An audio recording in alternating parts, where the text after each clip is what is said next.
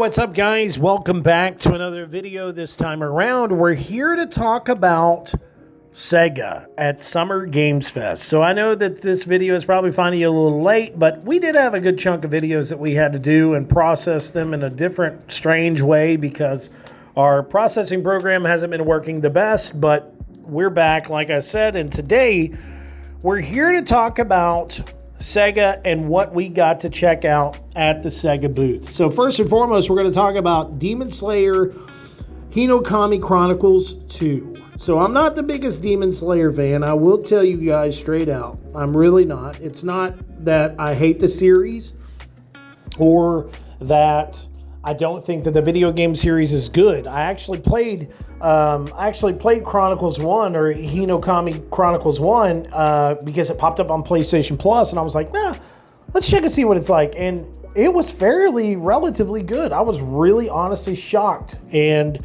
I thought it was a really great experience. So with us getting the opportunity of sitting down and checking this game out, I did tell the development team beforehand that I'm not the most versed on it. I did watch the episodes of the animated series, and of course, with that said, I very much enjoyed the animated series, but I don't know how to name everybody right off the bat. I don't know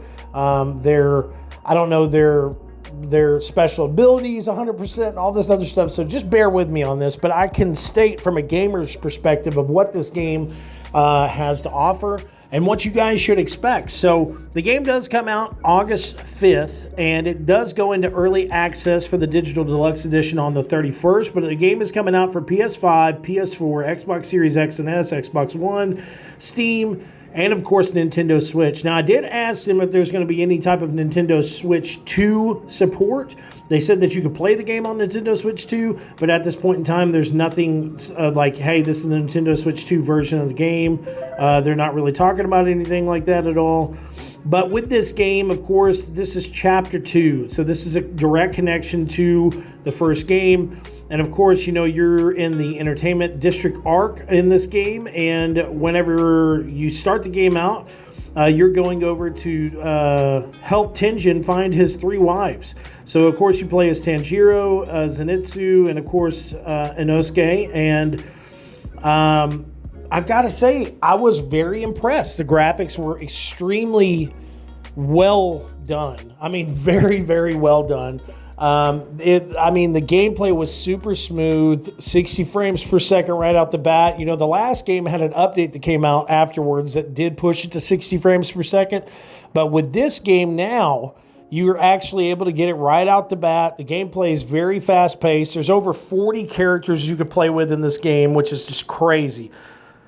And it states this right here. Okay, so this is the biggest features. An expanded single-player content that now allows you to relive the story in a brand new way, which is more ways, you know, there are more ways to play section or whatever.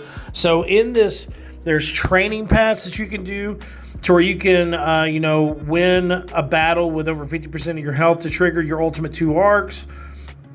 As I said, the Path of the Demon Slayer features a new mode, the game features a new mode called the Path of the Demon Slayer that lets players review the story so far and engage in key battles from the first of the game. So you can actually look at that story arc ahead of time, and you see certain key battles that are available to play, and you can just play those directly instead of having to get into the whole cutscene system and all that. One of the biggest things with this game, too, that we were actually able to kind of get into is the gear system.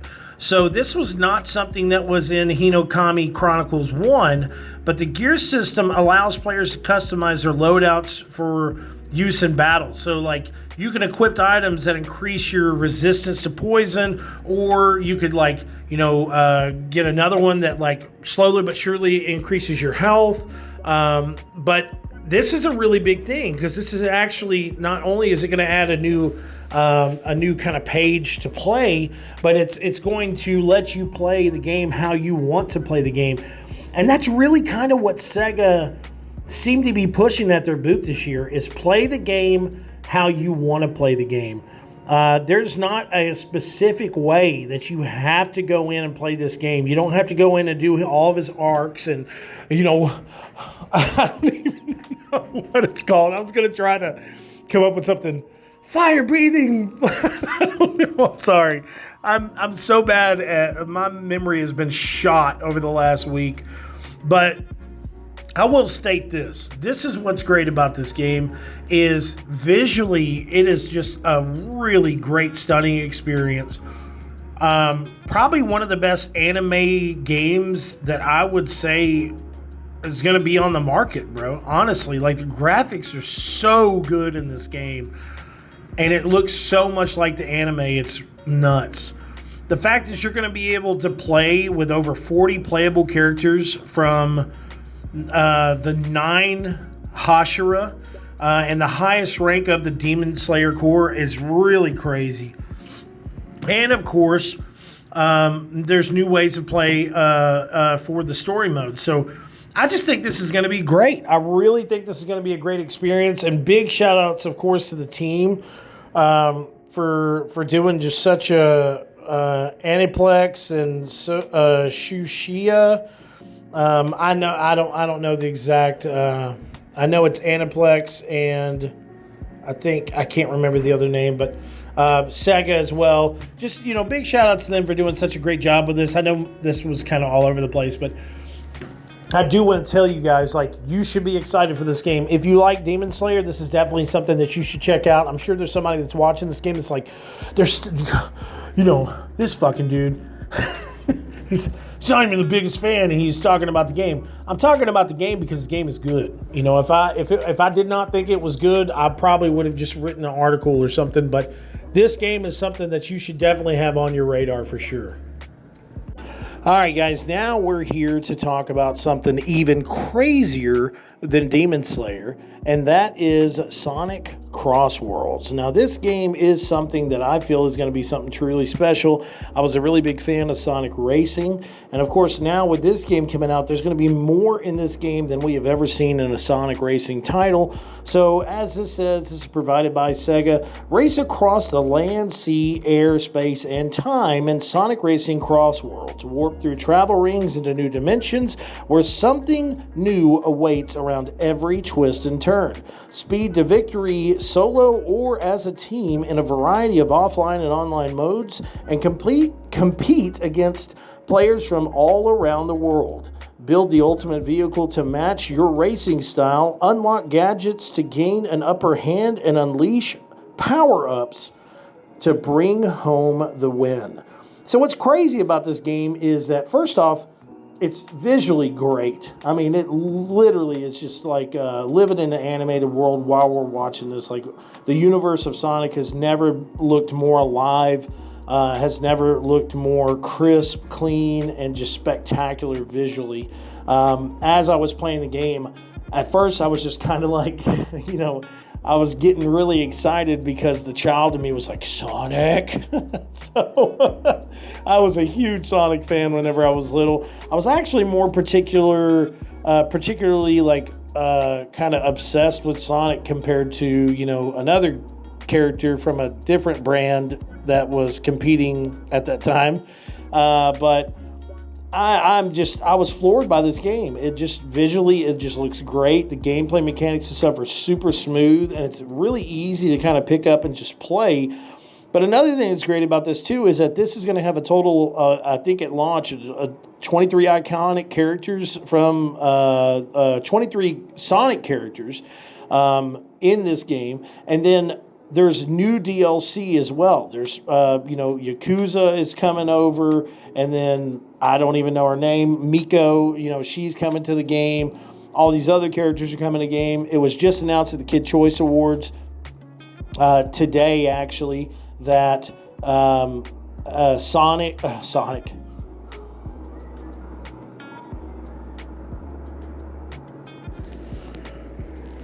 3, 2, 1.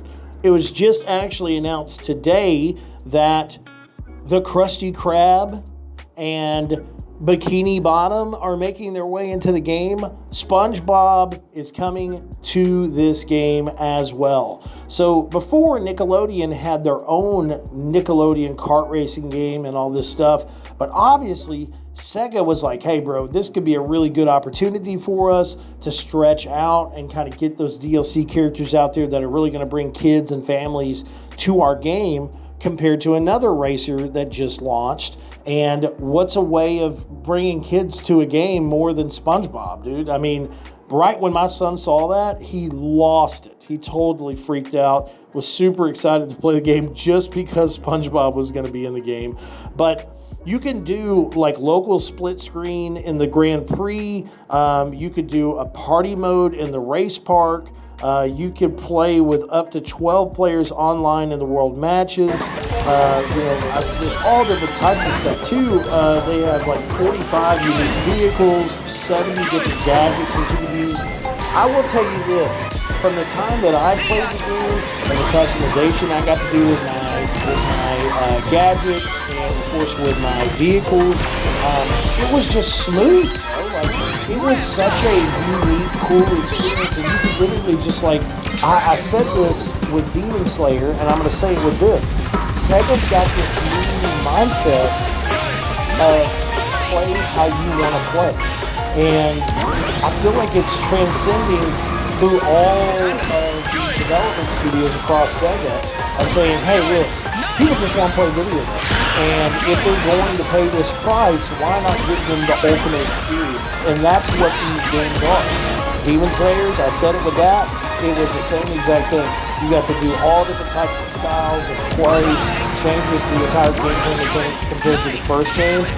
This is the same exact thing. When you compare Sonic Crossworld's Sonic Racing, it's like comparing, night and day. Yes, there is still similarities, but this game is going to be the ultimate racer that's going to be on all platforms. It's going to be on PlayStation. It's going to be on Xbox. It's going to be on Switch. It's going to be on PC. I mean, bro, like, why would you not want to play this game? I really honestly feel like this could definitely be a contender for one of the most anticipated sports racing games of the year. There's so much that you can do. There's so many different characters, styles of racing. You can jump back and forth in between, like, some of the characters you can do, like these hoverboards.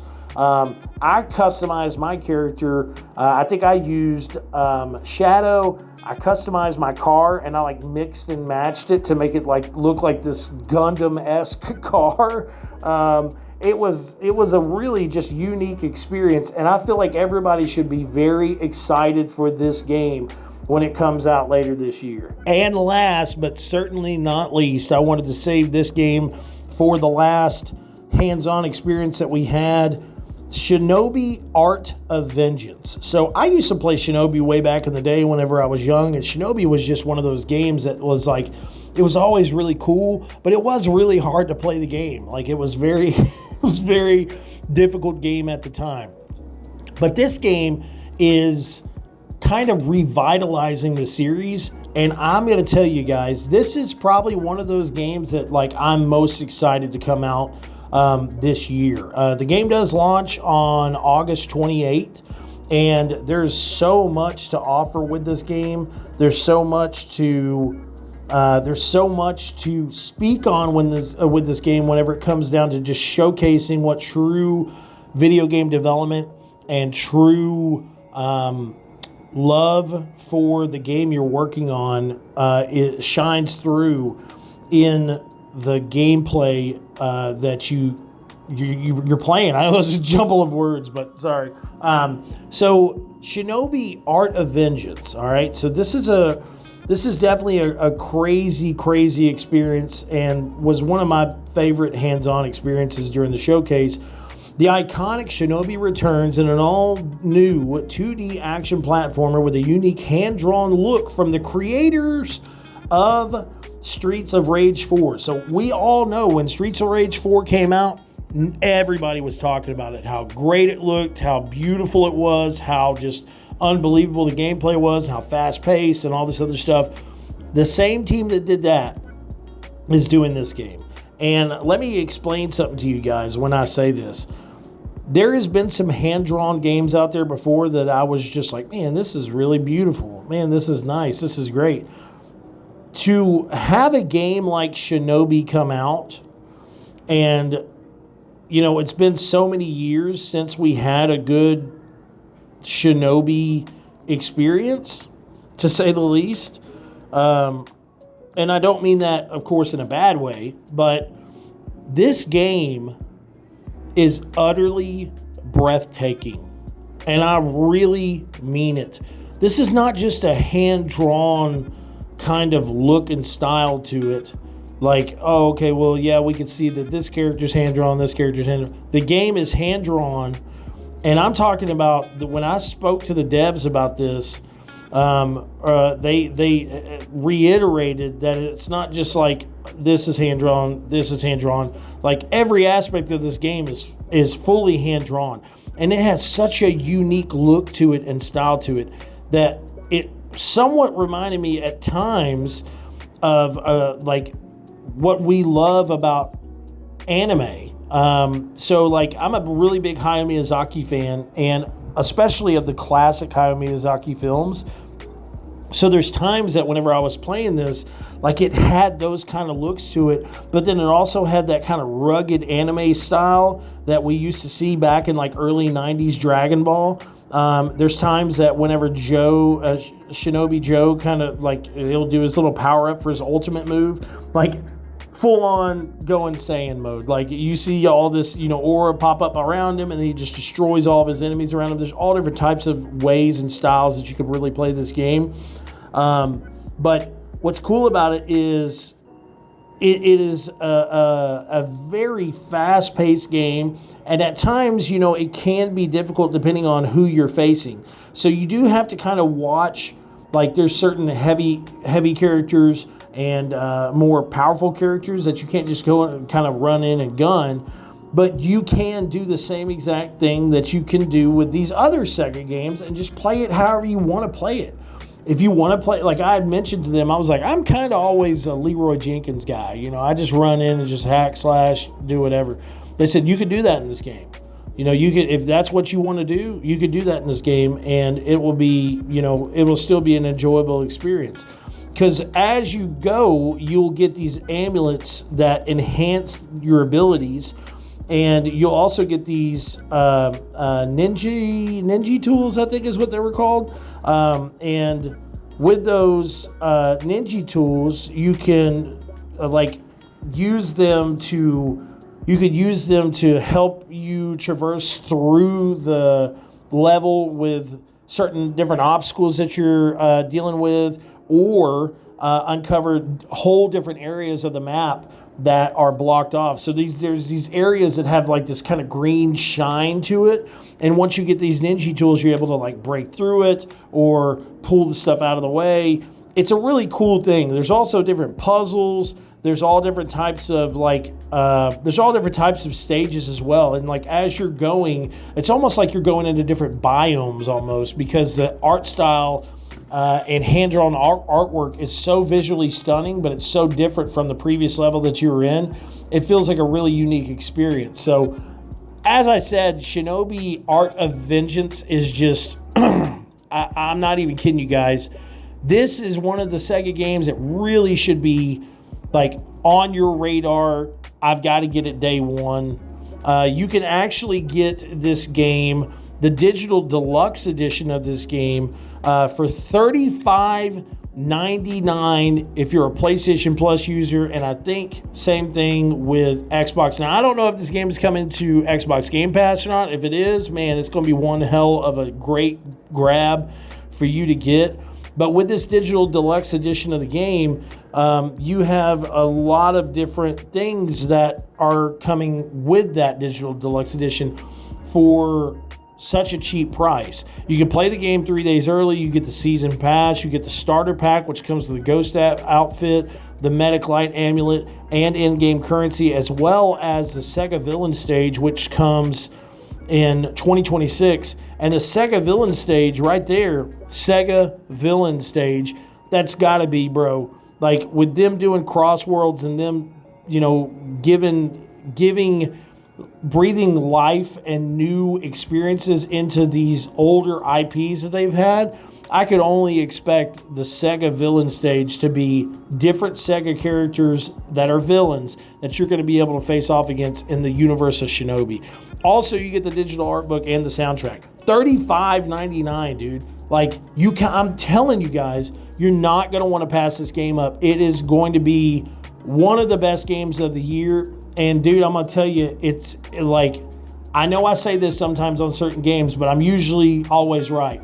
This game is really going to be talked about a lot. Everyone is going to love this game. It would not surprise me if it got some Game of the Year nominations.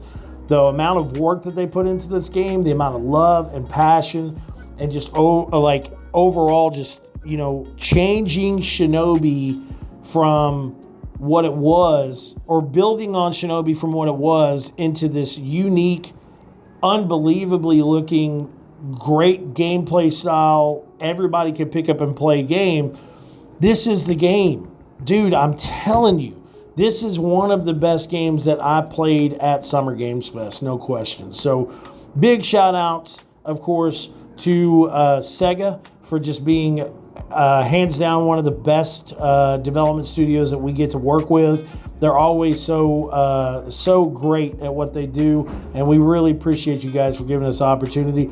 Check back very soon for my hands-on with Bandai Namco and many other games like Crimson Desert and Directive 8020. I'll talk to you guys soon. Peace.